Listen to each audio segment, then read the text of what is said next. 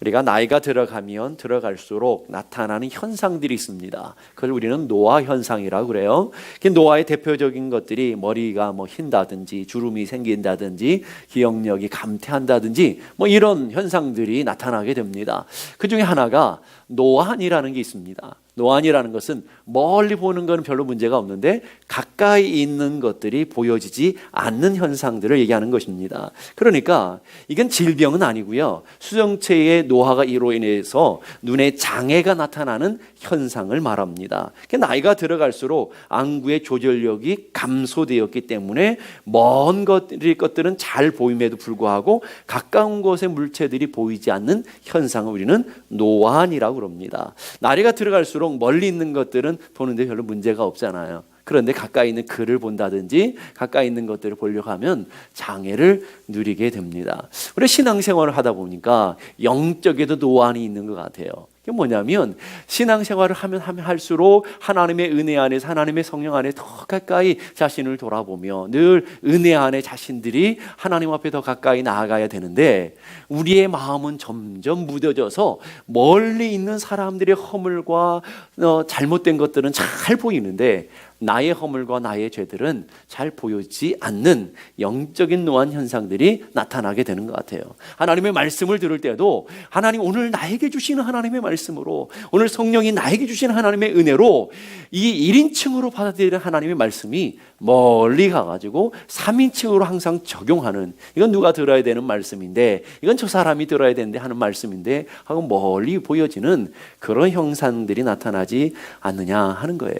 오늘 아간이 바로 그런 사람이었던 것 같습니다. 하나님의 심판이 조여옴에도 불구하고 자신이 죄인임에도 불구하고 그걸 발견하지 못하고 자신이 죄인임에도 불구하고 그것을 온전히 깨닫지 못하는 그런 현상들이 아간에게 나타나고 있습니다. 오늘 아간의 죄를 보니까 21절에 내가 노력한 물건 중에 시내에 산 아름다운 외투 한 벌과 은 200세겔과 그 무게가 50세겔 되는 금덩어리 하나를 보고 탐내어 가졌나이다. 보소서 이제 그 물건들을 내 장막 가운 땅 속에 감추었는데 은은 그 밑에 있나이다. 오늘 이 죄의 현상들을 이 몇 가지 단어가 설명해 주고 있어요. 오늘 보니까 우리가 주목해야 하는 몇 가지 뭐냐면 보고라는 단어하고 거기에다가 탐내어라는 단어, 그 다음에 가지고, 그 다음에 감추었어요.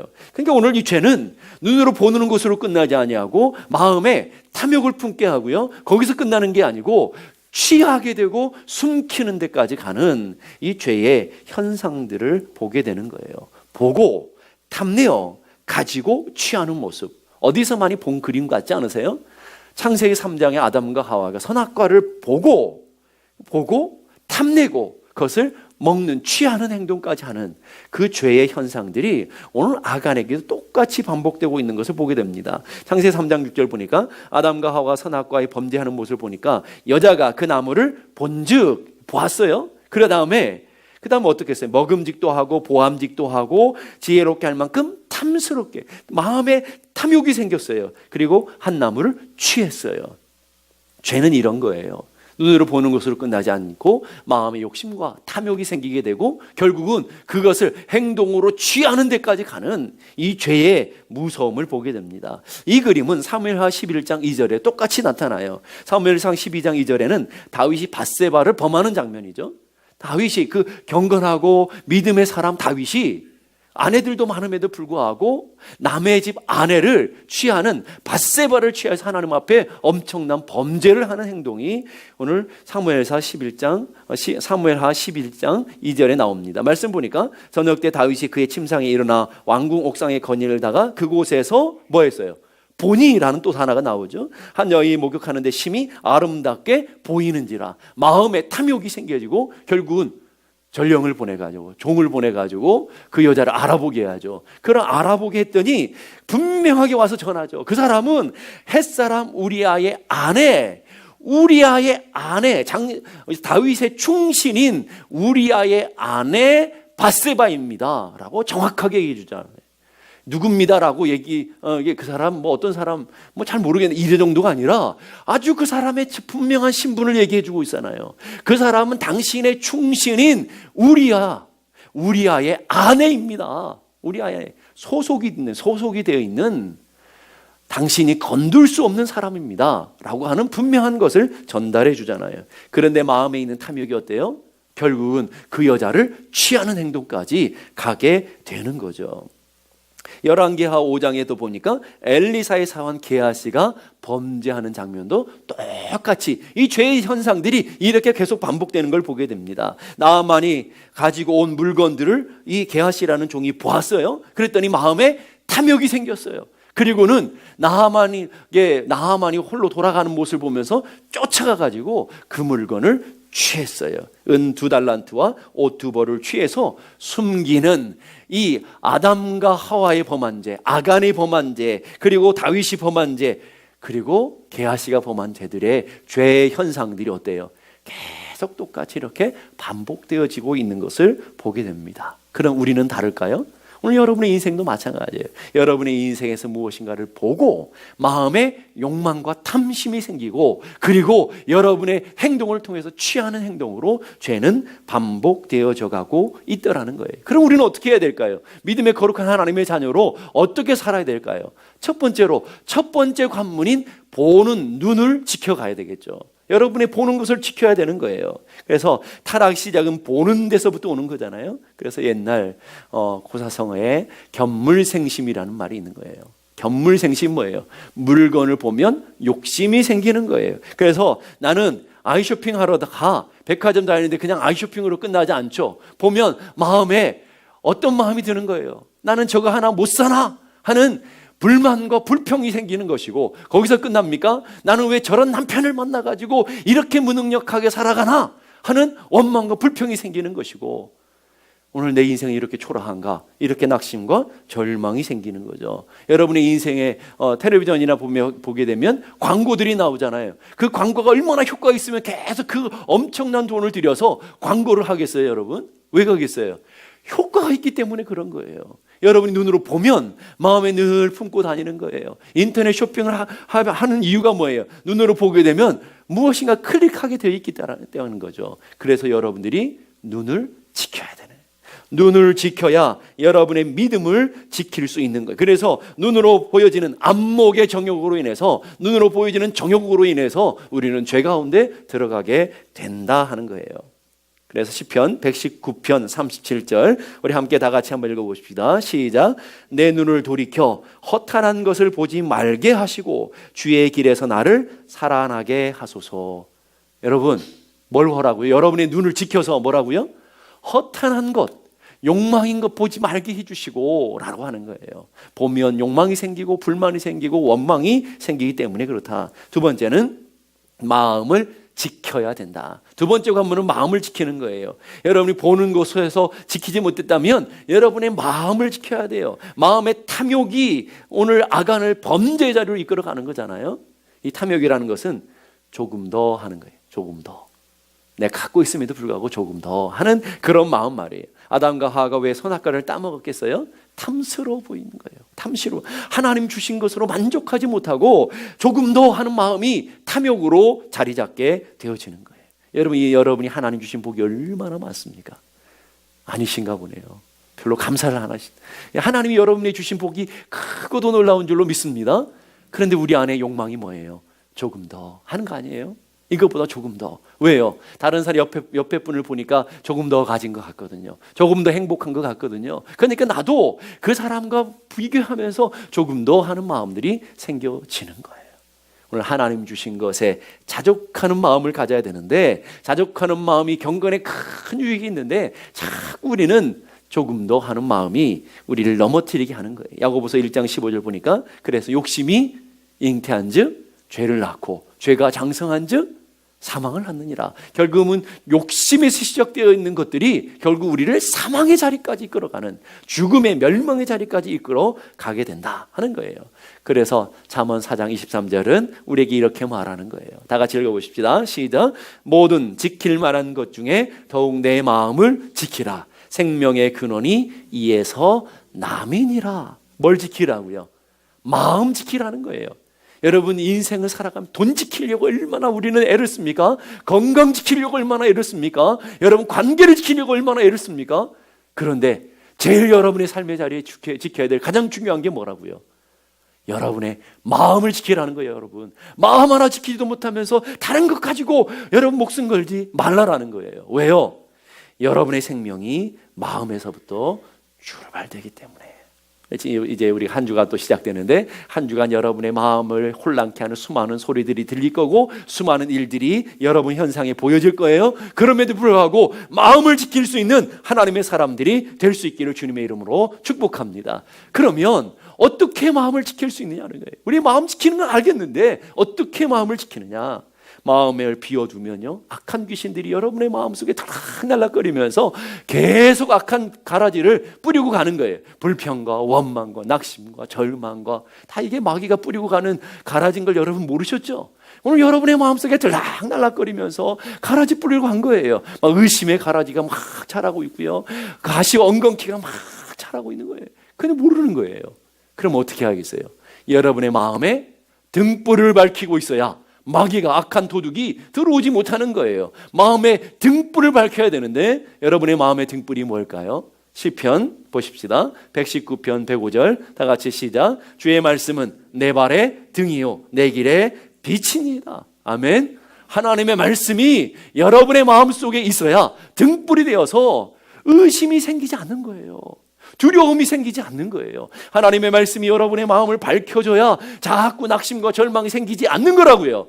오늘 낙심과 절망하는데도 거기에 주저앉아 있는 것은 여러분이 불신앙이라는 거예요. 불신앙.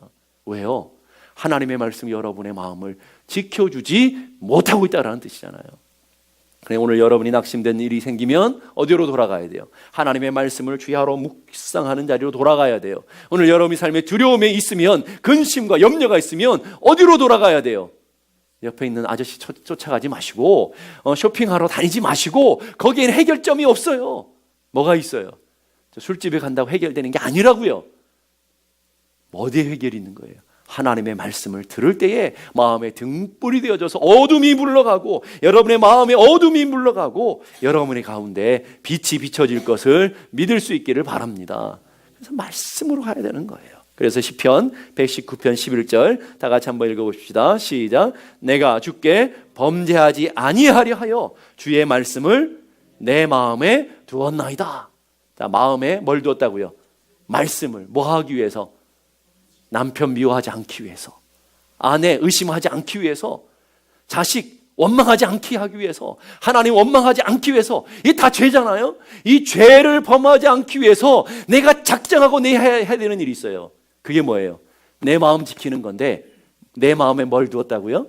하나님의 말씀을 두었나이다. 이건 여러분이 해야 되는 거예요. 하나님의 말씀을 여러분의 마음에 둘 때 하나님의 말씀이 여러분의 마음을 지켜주시고, 하나님의 말씀이 어둠을 몰아내시고, 하나님의 말씀이 능력이기에 오늘 여러분들을 보호하고 여러분들을 인도해 주시리라 믿습니다. 아멘은 잘하시는데 왜 이게 안 될까요, 여러분? 왜 낙심 가운데 계속 주저앉아 있어요? 왜 의심 가운데 계속 주저앉아 있어요? 왜 여러분 염려와 두려움 가운데 계속 주저앉아 있어요? 왜요? 여러분의 힘으로 하려고 하니까 그러는 거예요. 여러분의 힘으로 안 돼요. 하나님의 말씀이 우리를 강권적으로 붙들어 주셔서, 하나님의 말씀을 들을 때 제자들이 어땠어요? 그 의심 많았던 제자들이 하나님의 말씀을 들었을 때 가슴이 뜨거워졌다 그랬어요. 오늘 여러분들에게 하나님의 말씀이 채워져서 가슴이 뜨거워지는 인생, 여러분의 가슴이 설레지는 인생, 여러분의 하나님의 말씀으로 인해 여러분의 인생이 뜨거워지는 인생이 될 수 있기를 주님의 이름으로 축복합니다. 이게 축복이라는 거예요. 근데 하나님께서 죄를 다스려 두시는 모습을 보세요. 아간이 죄를 누가 보고 계셔요? 누가 알고 계셔요? 아무도 몰랐잖아요. 아무도 모르는 완전 범죄였어요. 그러나 하나님은 보고 계셨다라는 거예요. 그 누구도 알지 못하는 죄, 완전 범죄였는데, 아무도 모른다고 그랬는데 하나님은 보고 계셨다라는 거예요. 그래서 하나님은 정확하게 알고 계시죠. 1절, 이 7장 1절을 시작하면 이렇게 하죠. 아간이 온전히 바친 물건을 가졌습니다. 하나님은 다 알고 계셨어요. 다 보고 계셨다고요. 하나님 앞에 완전 범죄는 없는 것을 여러분이 기억하셔야 돼요. 하나님 다 보고 계시고 다 알고 계시기에 하나님은 우리를 속일 수가 없다라는 것을 좀 아셨으면 좋겠어요. 아시죠? 근데 오늘 우리 삶에 가면 왜 하나님을 속일 수 있을 거라고 생각을 할까요? 예? 왜 그렇게 마태복음 6장에 보면 세 가지의 이스라엘 백성들의 경건의 훈련에 세 가지의 모습, 세 가지 일들을 얘기해 주고 있죠. 구제와 기도와 금식을 얘기해요. 구제와 기도와 금식을 얘기하면서 똑같이 반복되는 말씀이 있어요. 그게 뭐냐면 은밀한 중에 보시는 너희 아버지께서 갚으시리라. 은밀한 중에 보시는 내 아버지께서 갚으시리라. 은밀한 중에 보시는 내 아버지께서 갚으시리라. 오늘 하나님은 다 알고 계시고 다 보고 계시더라는 거예요. 여러분이 어떤 마음으로 누구를 돕고 있는지, 어떤 마음으로 기도하고 있는지, 어떤 마음으로 하나님의 나라를 섬기고 있는지 주님은 다 알고 계시는데 은밀한 중에 보시는 하나님, 그 하나님은 여러분들은 그 하나님 못 봐도 은밀한 중에 계셔서 여러분들을 보시고 여러분들을 살피시고 여러분을 인도하시는 것을 믿을 수 있기를 바랍니다.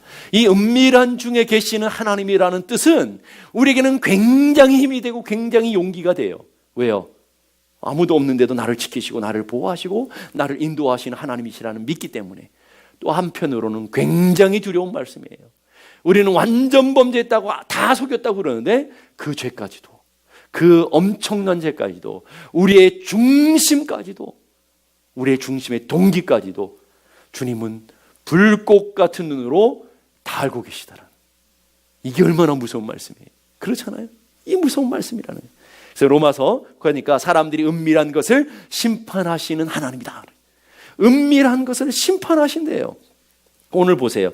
하나님은 다 알고 계시는데 뽑고 4번을 반복해서 뽑아서 누구를 정확하게 뽑아내셔요. 아간이라는 사람을 정확하게 뽑아내시는 거예요. 이러면 우리는 그 우연히 일어난 거지. 여러분, 이게 우연일까요? 60만 명 중에 1명을 뽑았는데 제비뽑기를 4번 했어요. 4번 연거푸 그 사람이 될 확률이 얼마나 놀라운 확률이냐고요. 그게 우연이라고요? 아니요. 하나님은 아간이라는 사람을 일절에 알고 계셨잖아요. 정확하게 알고 계시면서 뽑으셔가지고 아간을 정확하게 뽑아내시는 거예요. 왜 그러실까요? 하나님께서 이스라엘 백성들에게 하나님 은밀하게 보시는 하나님을 가르쳐 주시는 거예요. 하나님 두려운 줄 알라라는 거예요. 아무리 은밀한 죄라도 하나님 손에는 다 뽑혀진다라는 것을 기억하라라는 거예요. 누가복음 12장 22절에 3절 보니까 감추인 것이 드러나지 않을 것이 없고 숨긴 것이 알려지지 않을 것이 없나니 그랬어요. 아무리 은밀한 죄라도 다 드러나고 다 알려진다라는 거예요. 이러므로 너희가 어두운 데서 말한 모든 것들이 광명한 데서, 나는 어두운 데서 아무도 보지 않는 곳에서 은밀한 죄라고 했는데 하나님은 어떻게 해버리신다고요? 모든 사람이 볼 수 있는 광명한 데서 터뜨려 버리신다는. 무서운 줄, 여러분 무서운 줄 아셔야 돼요. 이게 얼마나 무서운지. 그렇죠?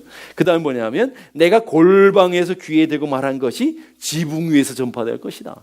골방에서 은밀하게 행한 죄, 여러분 커피숍에서 둘이서 은밀하게 쑥덕쑥덕했던 죄, 이런 것들이 어디서 알려진다고요?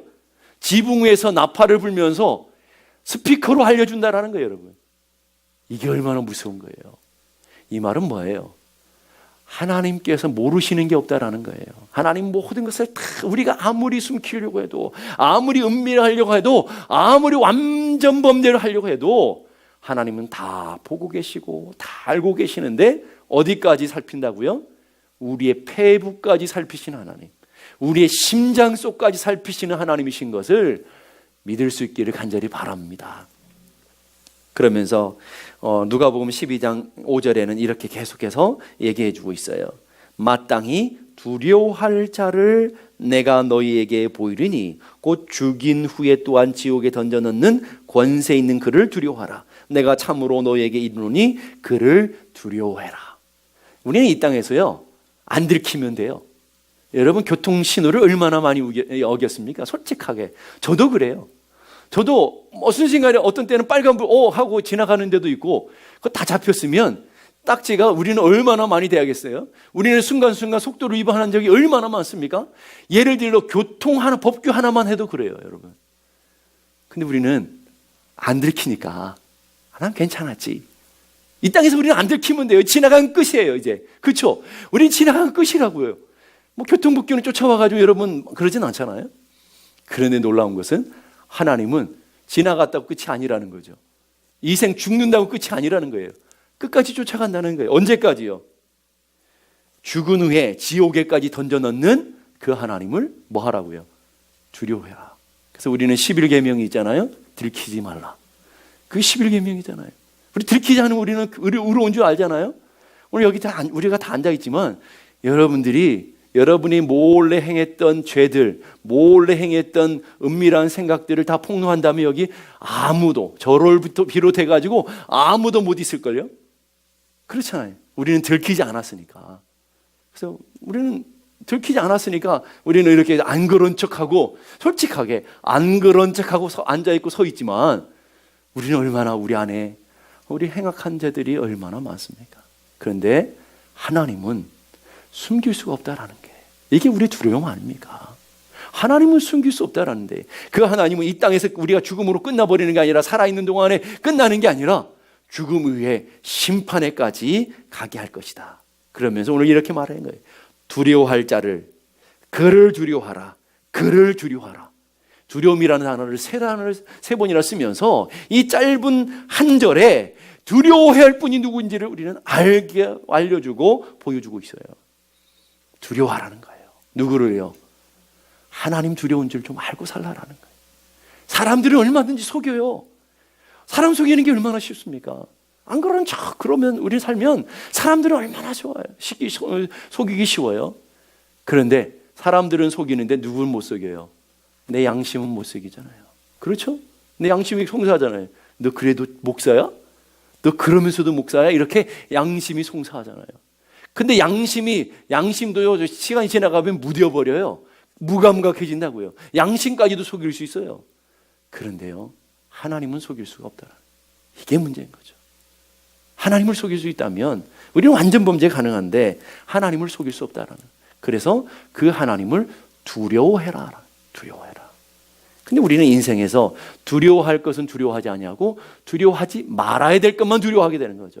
반대로 말하면 두려워하지 말아야 될 것을 두려워하게 되게 되면 진짜 두려운 분을 모르는 거죠. 거꾸로 진짜 두려워하실 분을 두려워하게 되면 이 땅에 그 어떤 것도 두려울 것이 없게 되는 거예요. 진짜 두려우신 분 앞에 살면 이 땅에 두려울 것이 없는 오늘 내 인생의 죽음, 마지막 죽음의 삶이 온다 할지라도 두려울 것이 없는 그런 삶을 살아갈 수 있다라는 거예요. 오늘 보세요. 유다 지파가 뽑혔어요. 세라 족속이 뽑혔어요. 삽디 뽑혔어요. 아간이 뽑혔어요. 하나님이 뽑히고 죄는 반드시 이렇게 뽑아내시는 거예요. 애매한 사람 뽑아내지 않았어요. 뽑고 착하게 아간을 뽑아내셨어요. 그러면서 23절로 가니까 그들이 그것을 장막 가운데 취하여 여호와와 이스라엘 모든 자손들이 가지고 오매 모든 자손들 아간은 은밀하게 행한 죄였어요. 어둠 가운데 행한 죄였어요. 아무도 모르는 완전 범죄였어요. 근데 하나님은 모든 이스라엘 자손들 앞에서 하나님 앞에 쏟아내게 했어요. 다 폭로해버리시고. 이게 죄예요, 여러분. 이 죄의 무서움을 아셔야 됩니다. 그러니까 우리는 죄는 짓기 쉬운데 죄의 두려움을 알고 죄를 무서워할 줄 알아야 돼요. 무서워할 줄 알아야 되는 거예요. 다윗이 밧세바를 범했을 때 아무도 몰랐죠. 완전 범죄라고 그랬잖아요. 완전 범죄. 완전 범죄를 위해서 우리아까지 죽여버렸잖아요. 자기의 충신인 우리아까지 죽였어요. 그래서 자기는 이제 완전히 끝났다. 완전 범죄라고 생각을 했었어요. 그런데 하나님이 누구를 보내시죠? 나단 선지자를 보내서 네가 죄인이야 라고 꼭 집어서 아간을 뽑아내듯이 나단 선지자를 통해서 당신입니다 라고 아주 정확하게 얘기해 버리잖아요. 당신이 도둑놈입니다. 하나님이 다 알고 계십니다. 그 앞에 다윗이 완전 범죄인 줄 아는데 하나님 그 죄를 범하고 나니까 하나님이 가려져 있었는데 하나님이 정확하게 집어내니까 다윗이 소스라치게 놀래버리잖아요. 그렇잖아요. 이게 오늘 우리들의 모습이다 하는 거예요. 시편 90편 8절 보니까 주께서 우리의 죄악을 주의 앞에 놓으시며 죄악을 어디에 놓는다고요? 주님 앞에 놓아요. 뒤에다 넣었으면 숨기기라도 하죠. 근데 주님 앞에 있다라는 거예요. 은밀한 죄를 주의 얼굴빛 가운데 보여주신대. 주님의 얼굴 앞에 탁 놓으시는 거예요. 그런데도 어떻게 속여요? 속일 수 없는 거예요. 전도서 12장 14절 보니까 하나님은 모든 행위와 모든 은밀한 일을 선악간에 뭐 한다고요? 은밀한 것을 심판하시는 하나님이시다.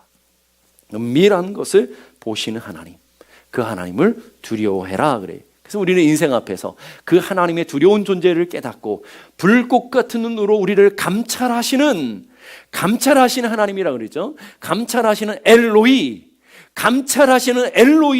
그분을 두려워하면서 우리는 인생을 어떻게 살아야 돼요? 진짜 믿음 있는 사람은 코람데오로 살아요. 하나님 앞에서. 그게 코람데오잖아요.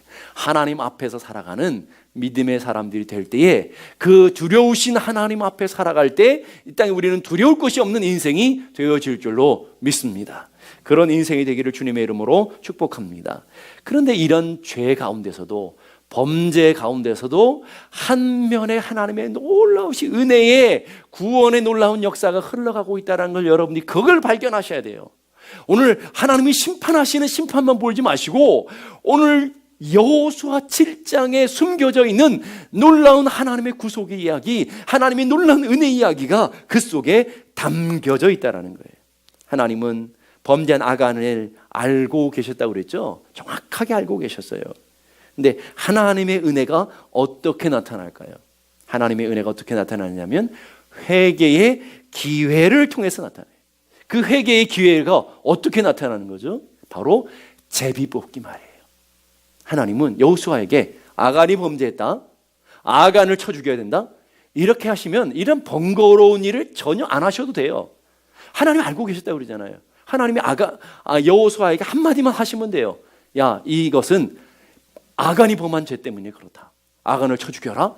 이러시면 될 하나님이 아주 번거로운 과정을 겪고 계셔요. 번거로운 과정을 이스라엘 백성들 주고 계세요. 그게 뭐냐면 제비뽑기라는 거예요. 이스라엘 백성들을 모아놓고 제비를 뽑았더니 유다지파가 뽑혔어요. 유다지파 사람들을 뽑아놓고 제비를 뽑았더니 세라 족속이 뽑혔어요. 세라 족속 가운데 사람들을 모아놓고 뽑았더니 삽디라는 사람이 뽑혔어요. 삽디의 가족들을 모아놓고 뽑았더니 아간을 4번의 기회, 30판도 아니고 4번의 기회를 하나님이 계속 주시는 거죠. 뭐 하라는 거예요? 돌이키라는 거예요. 지금 심판의 줄이 지금 계속 점점 이 아간의 목을 조여오고 있잖아요. 여러분 같으면 얼마나 두려웠겠어요? 들키면 어떡하지? 들키면 한 칸 한 칸이 좁혀올수록 아간의 마음이 얼마나 두려웠겠어요. 오늘 여러분이 아간의 입장이라 생각해 보세요. 제비를 뽑았는데 유다가 뽑혔어요. 제비를 뽑았는데 세라가 뽑혔어요. 점점 자신을 향해서 그 좁혀오는 그 포위망을 한번 생각해 보세요. 얼마나 두려웠겠어요. 두려움은 두려움으로 끝나면 안 되는 거죠. 뭐 하라는 기회예요? 하나님이 돌이키라고, 회개하라고 주신 은혜의 기회죠. 하나님이 이렇게 번거롭게 하실 이유가 전혀 없어요. 그런데 하나님이 이렇게 포위망을 좁혀오면서 뭐 하라고요? 아간으로 하여금 회개하라고, 빨리 자복하라고, 돌이키라고 주시는 기회인데 아간의 어리석음이 뭐였어요? 갈 때까지 간 거예요. 그래, 하나님하고 한번 맞짱 떠보자. 끝까지 가는 거예요. 이게 인간의 강팍함이고 인간의 어리석음이라는 거예요. 왜요? 하나님 두려운 줄 몰랐기 때문에 그런 거죠.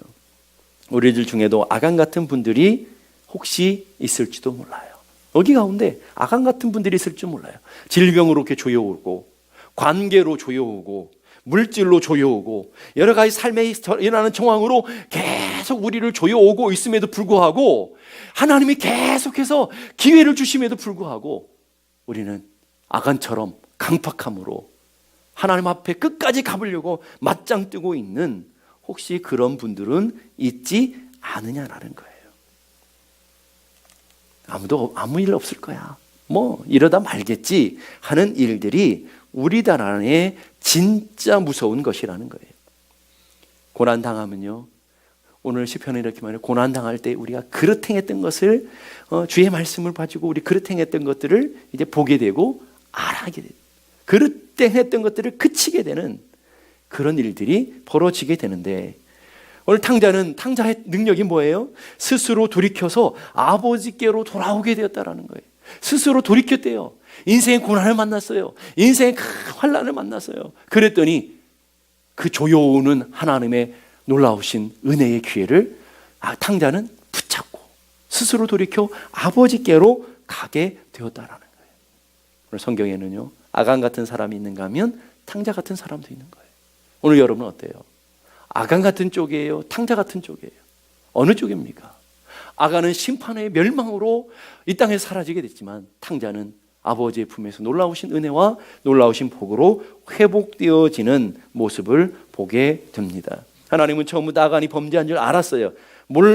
알았음에도 불구하고 아간이 온전히 바친 물건으로 이남이라고 정답을 알고 있었음에도 불구하고 왜 제비뽑기를 하신 거예요? 그게 바로 하나님의 은혜라는 거예요. 하나님은요, 우리가 심판받기를 원하지 않으셔요. 그래서 끊임없이 기회를 주셔요. 끊임없이 구원의 길로 초청하세요. 베드로후서 3장 9절 보니까 주의 약속은 어떤 이에 더디다고 생각하는 것이 더딘 것이 아니라, 지금까지 주님이 오시지 않는 것이 주님이 더뎌서 그런 것이 아니라 너희를 대하여 오래 참으사. 너희를 대하여 오래 참으사. 오늘 여러분의 삶에 심판이 내려지 않는 것은 하나님 몰라서가 아니라 더디신 것이 아니라 뭐예요? 오래 참으심이라는 거예요. 기회를 주신 거예요. 아무도 멸망치 아니하고 다 회개하기에 이르기를 원하시느니라. 회개하기를 원하시느니라. 오늘 주님께서 말씀하시는 거예요. 자, 오늘 주님이 뽑고 고난을 통해서, 환난을 통해서 계속 뽑혀가면서 좁혀가요. 근데 더 내 삶이 돌이키지 않아요. 이게 우리 삶의 강팍함이라는 거예요. 하나님이 좁혀가실 때 우리는 깨달아야죠. 하나님이 나로 하여금 돌이키라고 하는구나. 하나님께서 나에게 은혜를 주시는구나. 깨달으면 탕자가 되는 것이고, 깨닫지 못하면 아간이 되어지는 거예요.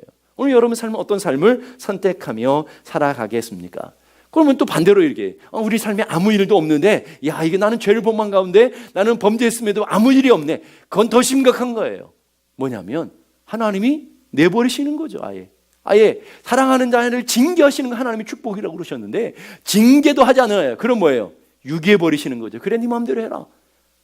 이것이 더 무서운 거예요, 여러분. 아무 일이 없는 잔잔함이 더 무서운 거라고요, 여러분. 그러기에 우리는 하나님이 주신 기회를 우리는 선용하며 주께로 나아가야 될 줄로 믿습니다. 아간이 회개할 기회를 놓쳐버리고 있다는 거예요. 제비를 뽑는 동안 회개하고 자수하라는 하나님의 사인인데, 아간은 어떻게 하고 있죠? 끝까지 버티고 있어요. 끝까지 회개하지 않고 있다는 거예요. 스바냐 2장 1, 2절 보니까 수치를 모르는 백성아 모일지어다. 자, 오늘 죄를 지으면서 뭐라고요? 하나님 앞에서 뭘 모른다고요? 이제는 막 가버리시는 거예요. 수치를 모르는 백성아. 이제 하나님이 이스라엘 백성들을 보면서 그렇게 때려도, 그렇게 책망해도 깨닫지를 못해버리는 거예요. 그러니까 뭐예요? 마음이 강팍해서 이 마음이 둔해져가 수치도 모르는 이놈들아, 부끄럼도 모르는 이놈들아 라고 얘기하시는 거죠. 그러면서 마지막으로 하나님 하시는 뭐예요? 모일지어다. 명령이, 하나님의 그 심판의 명령이 시행되는 날에 겨같이 지나기 전에, 전이라는 단어 보세요. 여호와의 진노가 너희에게 내리기 전에, 여호와의 분노의 날이 너희에게 이르기 전에 뭐 하라고요? 돌이키라고요. 회개하라고요.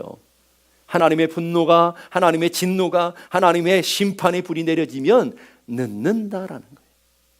오늘 우리 삶에 조여오실 때 우리는 깨달아야 되고 은혜 가운데 서야 되는데, 문제는 이스라엘 백성처럼 수치도 몰라요. 부끄러움도 몰라요.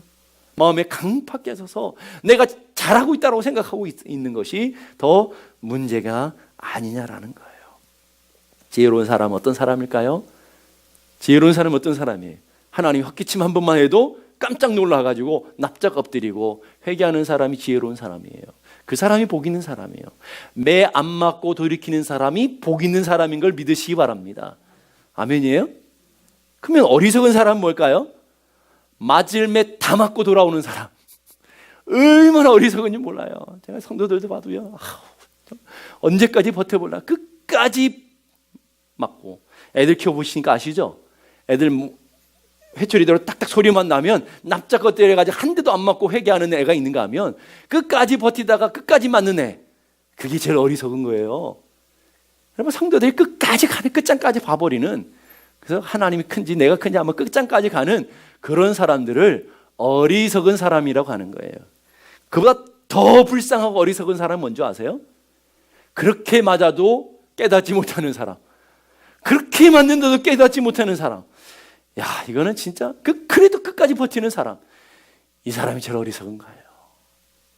사랑하는 성도 여러분, 오늘 여러분 삶에 아간 같은 인생이 되지 마시고, 우리 인생에 잘못해서 탕자처럼 어긋날 수도 있잖아요. 그렇지만 그 속에 스스로 깨달아서 스스로 돌이키는 믿음의 자녀들이 되어야 될 줄로 믿습니다. 아간이 왜 심판받고 왜 하나님 앞에 정죄를 받았나요? 죄 때문인가요? 아니요. 회개할 기회를 놓쳐버렸기 때문에 그래요. 누구나 다 죄인이잖아요. 누구나 다 심판 가운데 있어야 되잖아요. 근데 우리는 왜 심판당하지 않는 거예요? 주님 앞에 회개의 기회를 잘 붙잡아졌기 때문에 그렇게 되는 거죠. 그래서 역대하 7장 14절 보니까 내 이름으로 일컫는 내 백성 그들이 악한 길에서 떠나 스스로 뭐 하고요? 낮추고 기도하여 내 얼굴을 찾으면 내가 하늘에서 듣고 그들의 죄를 사하고 그들의 땅을 고칠 것이다. 여기 아주 중요한 단어가 있어요. 뭐냐면 악한 길에서 뭐 하고 떠나야 되는 거예요. 이게 회개예요, 여러분. 악한 길에 머물면서 이러지 말아야 되는데 이러지 말아야 되는데 그거는 회개가 아니라고요. 그건 후회라고요. 오늘 아간이 자복했대잖아요. 마지막에 자복했잖아요. 그 회개 아니에요, 여러분. 왜 아간은 회개했는데 회개가 아니라 이미 꽉 잡히니까 어쩔 수 없이 토설해 나는 거죠. 그렇죠? 오늘 성도들 가운데서도 이런 어리석은 사람들이 얼마나 많은지 몰라요. 죄 가운데 늘 눌러 있으면서 후회하고 낙심하면서도 돌이키지 않는 사람에게 회복이 없는 거예요. 악한 길에서 떠나 스스로 낮추고 기도하여 내 얼굴을 찾으면 내 하나님께서 듣고 그들의 죄를 사하고 그들의 땅을 고쳐주겠다. 이게 하나님의 약속이에요. 하나님의 초점이 어디에 있는 거예요? 심판에 있는 거예요? 구원에 있는 거예요?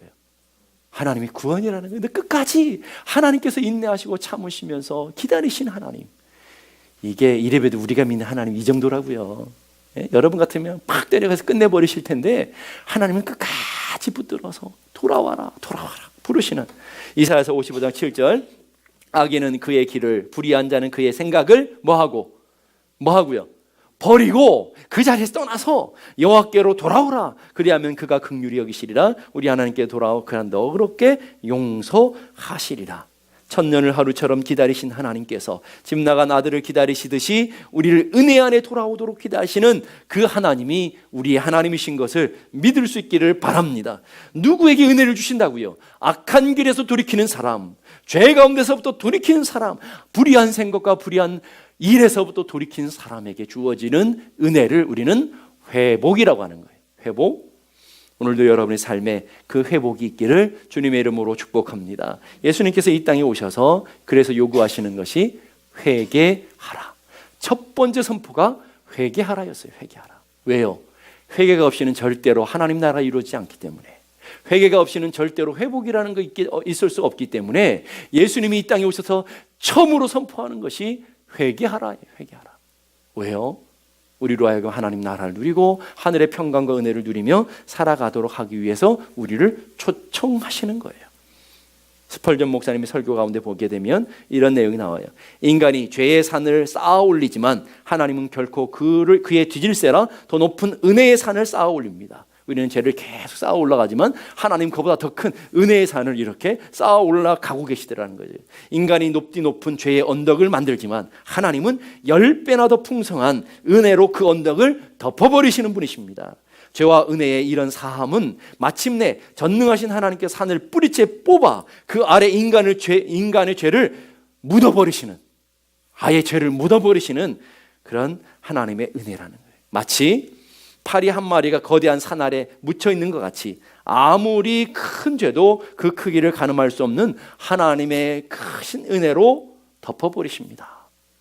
여러분, 이게 하나님의 은혜라고요. 이게 하나님께서 우리를 향한 사랑이라고요.